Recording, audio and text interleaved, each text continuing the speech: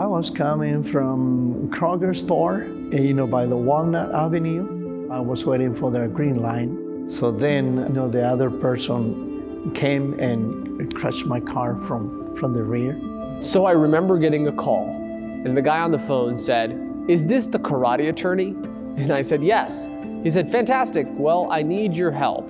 And I said, "What happened?" He said, "I was in an accident and I'm in pain." I said, "Where do you live?" He said, "I live in Dalton." I said, "Sweet, that's my hometown." I get his address and I drive to his home, and I found the sweetest old man that you could ever think of. I remember asking him, "Are you in pain?" And he said yes. And I can tell it was hard for him to say yes, because we're macho guys. We don't want to say we're in pain. We like to suffer in silence. Zora Neale Hurston said, "If you are silent about your pain, they'll kill you and say you enjoyed it." I feel like that my spine was broken, and I feel really, really, really bad. And I thought, the spine is something very important. The insurance, first of all, they didn't want to hear me. And they told me that they were not going to take care of my case because the person who was driving, it was not in the policy.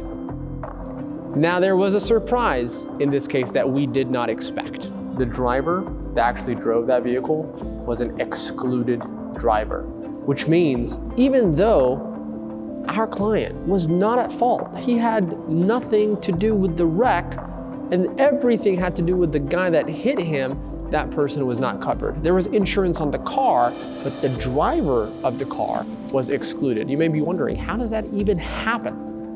Well, let's say you have kids in your household and the insurance company calls you up and says, "Hey, your kid is at a driving age, they're 16 years old. Would you like to add him or her to the policy?" And so you say, "Yes, of course."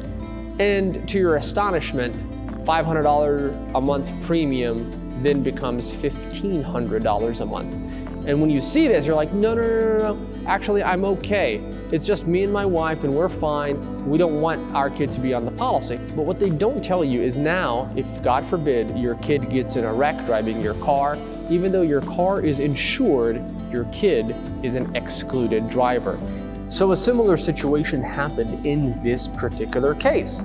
The defendant, the person that caused the wreck, was not covered. There was no insurance available with the defendant's insurance company. Luckily, our client had something called uninsured motorist coverage, which means that if, God forbid, the situation arises when the other person that hit him does not have insurance, he's protected.